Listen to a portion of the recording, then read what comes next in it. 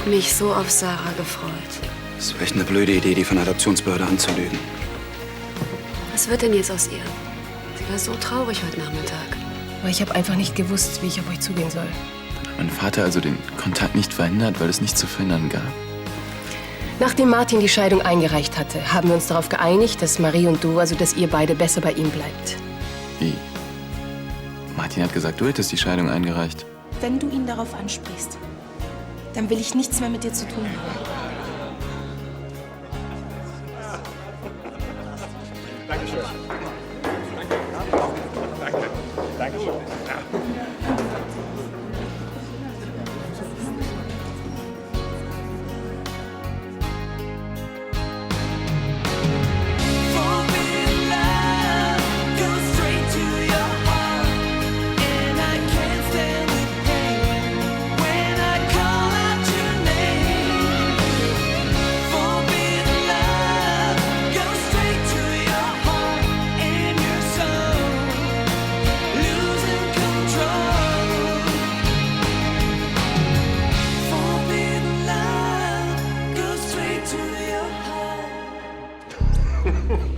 Das, was der Kollege eben innen drin gesagt hat, ist genau das, was ich Ihnen auch mal gesagt habe. Und da müssen Sie in Zukunft unbedingt drauf achten, sonst ist unsere ganze Arbeit umsonst. Aber das erkläre ich Ihnen beim Cappuccino.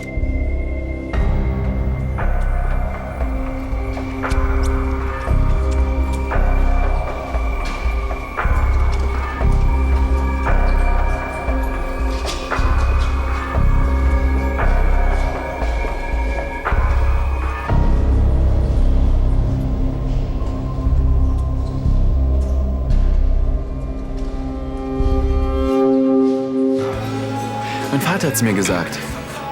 Also ich kapiere echt nicht, warum du jetzt das Gegenteil behauptest. Wer von euch beiden hat denn nun die Scheidung eingereicht? Im übertragenen Sinne hat Martin natürlich recht. Ich bin für die Scheidung verantwortlich. Wieso sagst du dann erst, er hätte sich scheiden lassen? Ist das dann wirklich so wichtig? Natürlich! Jeder erzählt mir irgendetwas anderes. Felix, ich habe mich unklar ausgedrückt. Kann ich Ihnen noch irgendwas bringen? Ja, gerne. Ich hätte Für gerne... mich nicht mehr. Danke. Also dann zahlen bitte. Okay. Ein Kaffee, ein Espresso, das sind 3,60. Tschüss. Tschüss, warte. Wann sehen wir uns denn wieder? Mal sehen.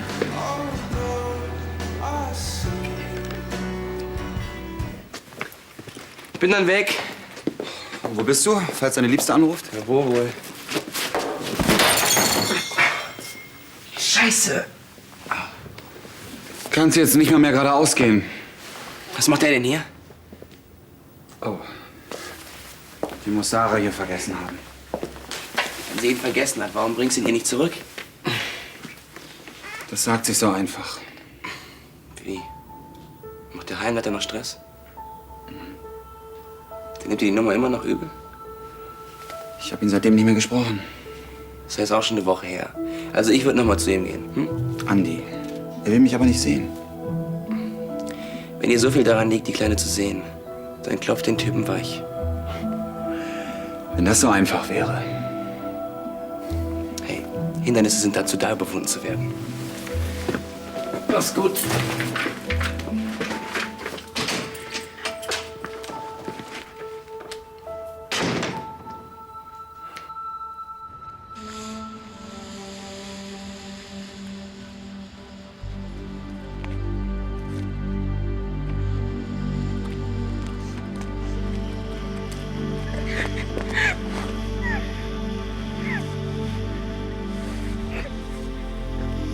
Erstmal nach Hause kommen. Nein, Was willst du denn sonst tun? Wenn Arno diesen Roland wirklich zur Rede stellt, dann können wir das nicht mehr verhindern. Daniel, ich habe Angst. Wieso macht er denn sowas? Du kennst Arno. Romantisch doch. Wenn Arno auf ihn losgeht, Verdient hätte er es. ja, aber da kommt doch alles raus. Vor Gericht. Die ganzen Fragen, die Polizei, die Verhandlung. Dieser Roland gehört verurteilt für das, was er dir angetan hat. Ich stehe so eine Verhandlung nicht durch. Wieso denkt ihr alle nur an euch? Nein, lass mich. Scheiße.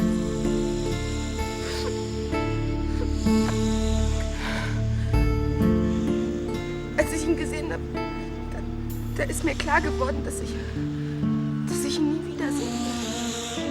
Nie wieder. Beide erzählen was anderes, das ist schon komisch. Komisch ist gut, da stimmt irgendwas nicht. Na, alles okay? Verzieh dich, Ralf. Oh Mann, ihr seid ja heute wieder bissig. Am liebsten würde ich Papa und Silvia einfach an einen Tisch setzen, damit die mir mal erklären können, was wirklich Sache ist.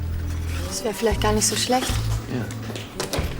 Rufst du noch mal drüben Licht an wegen Ihres Angebots für den Ludwigshalle? Mach ich. Hey, schon fertig. Klasse. Der Kurier müsse jeden Moment kommen. Hilf sie mir mal. Na du? Hey Marie, hast du mal einen Moment für mich? Ja, klar. Sag mal, wie war das eigentlich damals, als sich Papa von Silvia getrennt hat? Oh, Felix, es ist so lange her. Wieso willst du das jetzt wissen? Weil ich es eben wissen will. Also, so genau kann ich mich jetzt auch nicht mehr dran erinnern. Martin hat das auch nicht vor uns ausgebreitet, was ich im Nachhinein auch sehr rücksichtsvoll von ihm finde. Marie, du warst doch alt genug. Du wirst doch wissen, was da damals abgegangen ist. Wieso ist denn das plötzlich so wichtig für dich? Weil wir beide eben unterschiedliche Versionen von der Scheidung erzählt haben. Ich weiß einfach nicht, wem ich glauben soll. Du hast dich mit Silvia getroffen? Ja. Dann musst du dich auch nicht wundern, dass sie dir eine komplett andere Geschichte erzählt. Ja, also, wenn ich an Felix Stelle wäre, würde es mich auch interessieren, was damals passiert ist. Außerdem hat sie kein schlechtes Wort über Papa verloren. Ja, aber die anscheinend totalen Schwachsinn erzählt. Was macht dich da eigentlich so sicher? Silvia hat Fehler gemacht und versucht jetzt zu punkten, und zwar auf Kosten unseres Vaters. Ich an deiner Stelle würde mich nicht mehr mit ihr treffen. Herr Demel, ich weiß, es war eine Riesendummheit von Frau Roth und mir, Sie und Ihre Kollegen anzulügen. Behaupten Sie einfach, verlobt zu sein. Nur weil Sie Sarah adoptieren wollten. Der Kaffee? Für mich, danke dir. Ich weiß, Sie mögen das Kind und Sarah gefällt es ja auch sehr gut bei Ihnen. Aber das ist genau der Punkt. Wer garantiert uns, dass Sie Sarah nicht eines Tages enttäuschen werden? Wir haben schon Sachen erlebt. Aber Herr Demel... Und ganz abgesehen davon, je mehr Zeit sie mit Ihnen verbringt, umso schwerer fällt es ihr, sich im Heim wieder an die Gegebenheiten zu gewöhnen. Aber sie hat sich doch bereits an uns gewöhnt. Sie wird bestimmt sehr traurig sein. Hallo. Tag, Herr Demel. Oh, Frau Roth. Was ist denn mit Sarah? Wie geht's ihr? Gibt es nicht doch irgendeine Möglichkeit?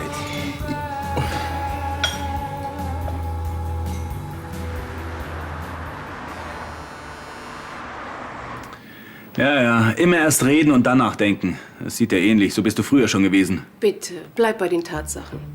Woher sollte ich wissen, was du den Kindern erzählt hast? Ach, du weißt doch ganz genau, welche Version ich ihnen all die Jahre erzählt habe. Aber nicht, dass ich die Scheidung eingereicht haben soll. Wir hätten uns vorher absprechen müssen. Ich hätte mich auf diesen Unsinn überhaupt nicht einlassen sollen. Das ist nun mal unser Kompromiss. Ansonsten hätte ich Felix schon längst die ganze... Ja, gut. Was machen wir jetzt? Das nächste Mal wird sich Felix nicht so einfach abspeisen lassen. Wir sollten uns in Zukunft darauf einigen, was wir ihm erzählen. Lügen, Lügen, Lügen. Mir gefällt das überhaupt nicht mehr. Ach, auf einmal? Du hast Felix und Marie die ganzen Jahre über belogen. Da kommt es doch auf eine weitere Lüge nun wirklich nicht an. Wer von uns beiden will denn nicht auffliegen? Wer hat denn Angst, vor den Kindern das Gesicht zu verlieren? Wirst du dich in Zukunft an unsere Abmachung halten? Ich werde nicht sagen, dass du mich ins Gefängnis gebracht hast, außer... Ja, wie oft soll ich es noch herunterbeten? Ich werde dir keine Steine mehr in den Weg legen. Wir sind uns also einig. Gut. Dann können wir uns ja jetzt überlegen, was in der Vergangenheit passiert ist und was nicht.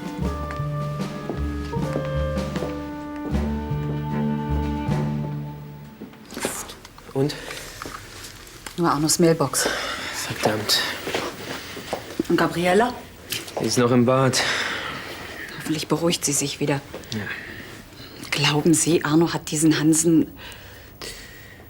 Nach dem, was Gabriella erzählt hat? Gott, würde genau das passieren, was Gabriella mal befürchtet hat. Ja, sie müsste diesem Roland gegenübertreten. Hi. Ist was? Nein. Du warst in der Schule? Hi, Daniel. Hi. Naja, wie immer. Ich muss gleich noch Geschichte machen. Sag mal, wo ist denn eigentlich Gabriella? Hey. Hey. Du, ich wollte dich gleich noch was fragen wegen Geschichte. Später, okay?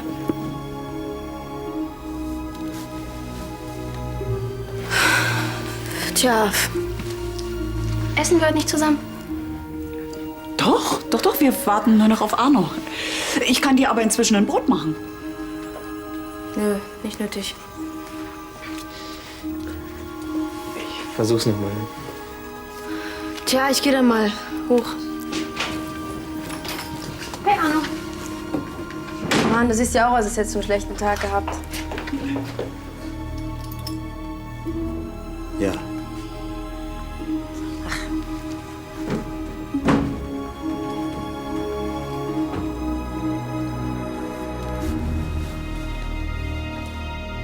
Und wenn der Elefant Durst hat, dann nimmt er seinen langen Rüssel und holt sich das Wasser aus der Oase. Wenn der Affe Hunger hat, dann pflückt er sich eine Kokosnuss. Sie war von einem Zoo. Wir haben Zoo schon so ruhig. Sarah? Hey, hast du Hunger? Hast du Durst? Weißt du was? Wir pressen uns jetzt Orangen aus. Ist sehr gesund und lecker. Hey, was hast du denn? Hey, Kleine, irgendwas ist doch. Lasst mich. Ihr habt euch so lange nicht mehr gemeldet. Ihr habt mich nicht mehr lieb.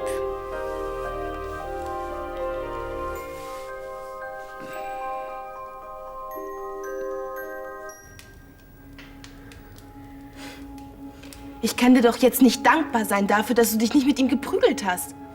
Gabriela, bitte. Wenn er das getan hätte. Ich meine, ihm ist doch überhaupt nicht klar, was er mir damit angetan hätte. Ich will damit nichts mehr zu tun haben, Arno. Nie mehr. Gabriela. Roland Hansen hat dich vergewaltigt. Und du wirst immer damit zu tun haben, wenn ihm nicht der Prozess gemacht wird. Arno, ich bin vergewaltigt worden und nicht er. Ich muss damit leben und nicht er. Und ich will nicht, dass wir weiter darüber reden. Das werden wir auch nicht. Mann, du musst auch mal einsehen, dass wir dir helfen wollen. Ach, du weißt doch gar nicht, wie ich mich fühle.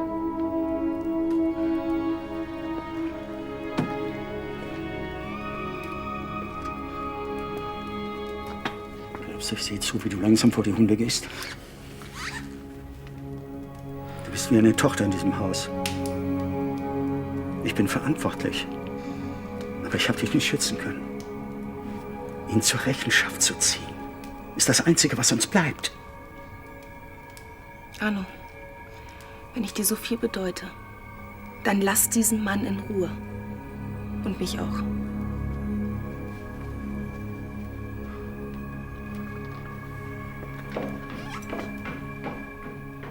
Wann wird eigentlich der Prozess gegen Kubrick eröffnet?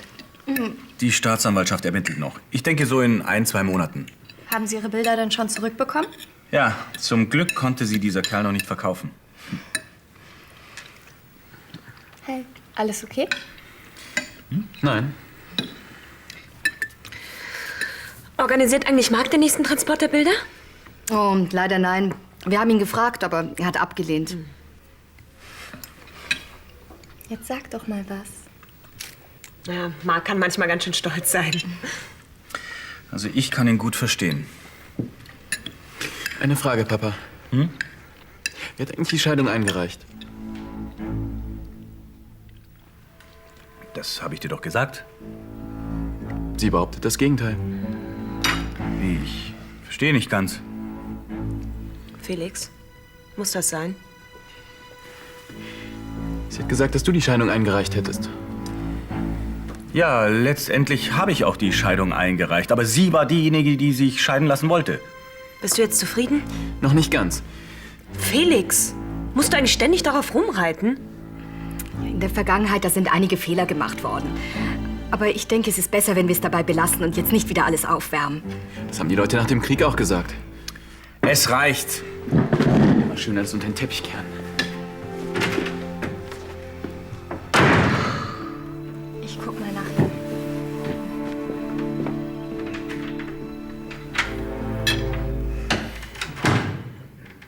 Hey, du Zwerg. Ich bin doch auch traurig, dass wir nicht mehr so viel machen können. Warum? Du, das ist nicht so einfach zu erklären. Benno. Eins musst du glauben. Es ist nicht, weil wir dich nicht mehr lieb haben. Ganz bestimmt nicht. Und außerdem machst du uns 2-mal im Monat besuchen. Machen wir ganz tolle Sachen. Wir fahren dann zum Beispiel ins Grüne, machen ein Picknick, wir gehen schwimmen. Wir können aber auch was anderes machen, wenn du das doof findest. Und du entscheidest was. Heute auch schon. Klar. Dann wünsche ich mir, dass du mein Pferd bist. Ich. Ja, du. Na los, worauf wartest du?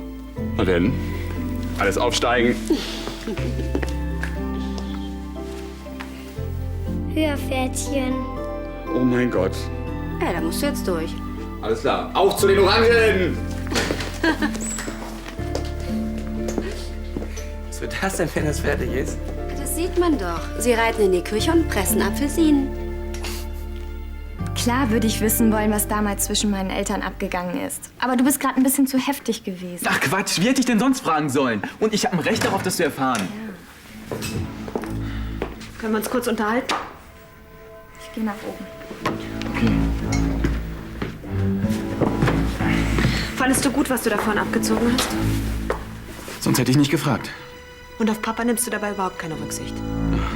Du hast dich schon genauso an wie er und Silvia. Ach, hör doch auf, Felix. Spitz dich auf ihn Staatsanwalt. Ja, mit dieser blöden Scheidung stimmt auch irgendwas nicht. Und bis mir keiner eine richtige Antwort gibt, lasse ich auch nicht locker. Im Gegensatz zu dir kann ich mich nämlich an gar nichts erinnern. Du warst doch damals viel zu klein. Und das ist auch besser so. Hättest du nämlich mitbekommen, wie sehr Papa unter dieser Geschichte gelitten hat, dann würdest du dich heute anders benehmen. Oh, Entschuldigung, dass ich so spät geboren bin. Deine permanente Fragerei tut ihm weh. Er hat uns großgezogen, nicht Silvia. Du tust gerade so, als hätte er dir wer weiß was angetan. Ich will endlich die Wahrheit wissen. Papa hat dir doch gesagt, dass Silvia mit Onkel Bernd durchgebrannt ist. Nur deshalb hat sie sich nie wieder bei uns gemeldet. Neues Leben, neues Glück. Und was ist, wenn alles ganz anders gewesen ist? Was ist, wenn Martin uns angelogen hat? Was ist, wenn Silvia die Wahrheit sagt?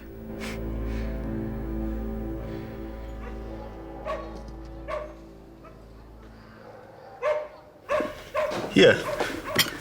Gestern fand unter großer Beteiligung der 5. Deutsche Journalistenkongress statt. Unter anderem hielt der mehrfach ausgezeichnete Roland Hansen eine vielbeachtete Rede. Es ist zum Davonlaufen. Bitte, Arno, nimm dich zusammen. Ich möchte nicht, dass du Gabriela gleich beim Ich sag Frühstück... kein Wort, ich werde kein Wort sagen. Entschuldige nochmal, dass ich dir gestern nicht bei Geschichte helfen konnte. Ach nee. Ich hatte da echt gar keinen Kopf mehr für. Ja, das mit dem Investiturstreit habe ich irgendwann noch selbst hinbekommen. Wieso hast du dir eigentlich so ein scheiß Thema ausgesucht? Weiß nicht, Bahnflug nach Canossa, das hat sich irgendwie spannend angehört. Oh ja. Guten Morgen. Morgen. Warte doch, bis alle am Tisch sitzen. Nee, ihr könnt ruhig ohne mich anfangen. Hast du keinen Hunger? Doch, aber ich frühstücke oben. Ach, du kannst doch genauso gut hier... Du hast es doch gehört, es ist Ihr Wunsch. Es soll niemand sagen, wir würden Ihre Wünsche nicht respektieren. Und wenn du etwas über Heinrich IV. Wissen willst, kannst du mich fragen. Nee, danke. Bringt müde Männer wieder auf Trab. Es war echt lustig gestern, aber mein Kreuz. Oh komm, so schwer ist Sarah auch nicht. Na, ich habe dafür jetzt einen... Orangenarm. Genau. Hast recht. 3 Kilo Orangen pressen ist echt nicht ohne. Gott sei Dank habt ihr nicht noch mehr von den Dingern gehabt. Sarah hätte nie ein Ende gefunden. Sie ist echt süß. Aber am besten bei Herr Demel. Wieso? Was hat er gesagt? Als ich Sarah zurückgebracht habe, meinte er, so glücklich hat er sie seit 2 Wochen nicht gesehen. Siehst du, sie tut uns gut und wir ihr. Das meinte Herr Demel auch. Vielleicht merkt er ja jetzt, dass es gar nicht schlecht wäre für Sarah, wenn wir regelmäßig was mit ihr unternehmen. Okay, aber so oft wie früher dürfen wir sie bestimmt nicht sehen. Aber einmal die Woche können wir sie bestimmt besuchen. Das ist ein Riesenfortschritt. Ja, vor ein paar Tagen wollte er uns den Umgang mit ihr noch völlig verbieten. Wie ich es mir gedacht habe. Mein Sohn lässt nicht locker. Solange Sie bei der Version Ihres Ex-Mannes bleiben, werden Ihre Kinder nie akzeptieren, warum Sie sie verlassen haben. Eine Liebe zu einem anderen Mann ist kein überzeugendes Motiv für ein Kind. Naja, das stimmt schon. Guten Tag. Hallo Marie. Komm rein. Wenn irgendwelche Anrufe sind, bitte stellen Sie nicht durch, ja? Ich rufe zurück.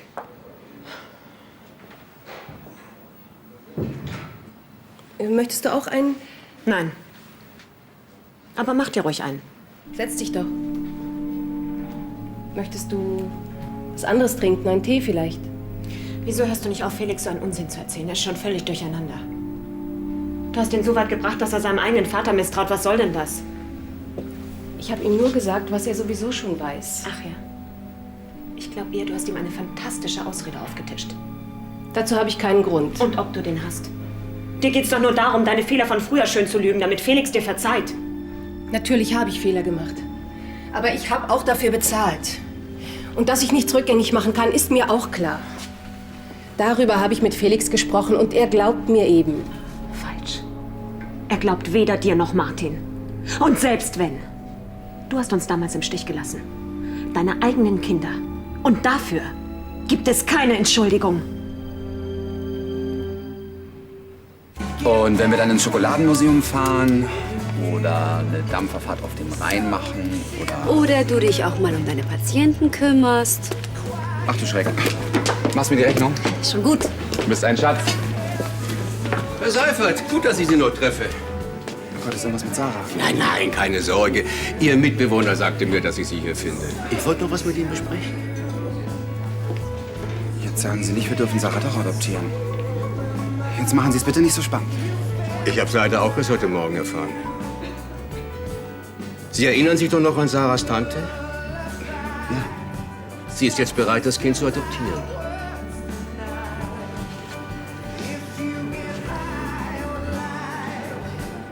Du tauchst dir einfach so auf und denkst, mit ein paar schönen Worten ist es getan. Das ist ignorant. So kann sich nur jemand verhalten, der seine Kinder nicht kennt.